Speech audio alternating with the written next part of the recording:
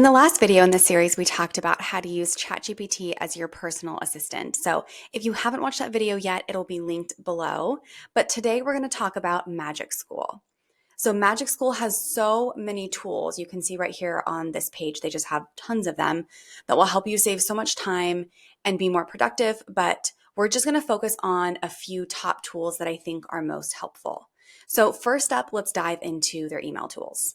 So Magic School has the professional email, the email responder, and the email family tool. So they all work pretty similarly, but let's jump into the professional email tool.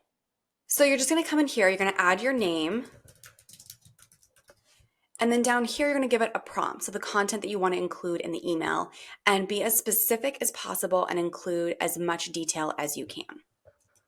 So here's mine. I wanted to act as a fourth grade teacher, and I want to write an email to students, parents, and guardians requesting their participation in the holiday festival, highlighting the areas that they can help. So setup, donating food, etc. And I include that the email should be 1 to 2 paragraphs long and should have a friendly but professional tone.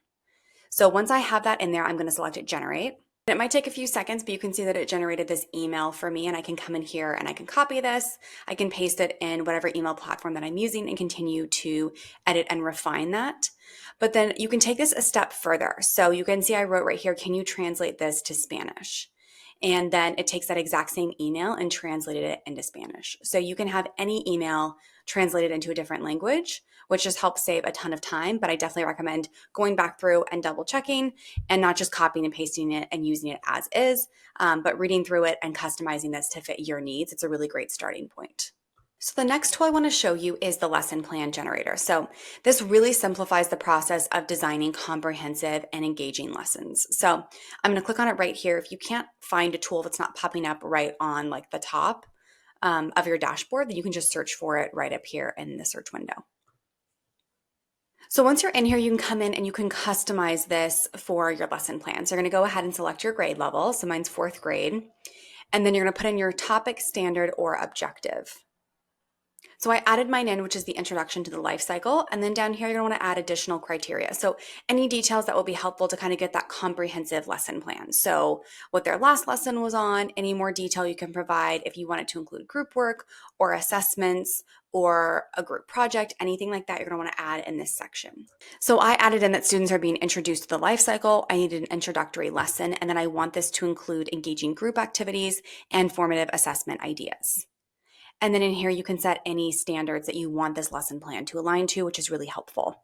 So I'm going to select Generate once I have this filled out. And in seconds, this generated this comprehensive lesson plan for me on the introduction to the life cycle. So I have my objective, I have assessment ideas, which I specifically asked for in that previous section. There's key points, there's the opening of how I can start the lesson, the introduction to new material, guided practice, independent practice, closing, an extension activity, homework, and then the standards that are addressed through this. So you saw that just took a few seconds for me to fill out, and I have this really great starting point that I can come in here and continue to edit and add to, but it gives me that starting point. The last tool I want to show you is the writing feedback tool. So personally, I wouldn't just use this tool alone, but it gives you a really great starting point, just like the other tools.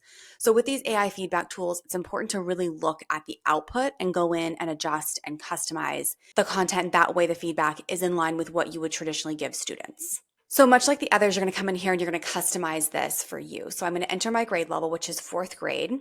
So I'm first going to describe the assignment, which is a comprehensive summary on the book James and the Giant Peach. And then here you can specify the type of feedback or just upload a rubric. So I have a rubric already, so I'm going to go ahead and attach it by using this little paperclip icon. So you can just find that file on your desktop or in your Google Drive and just attach it right there. You can see mine's now added.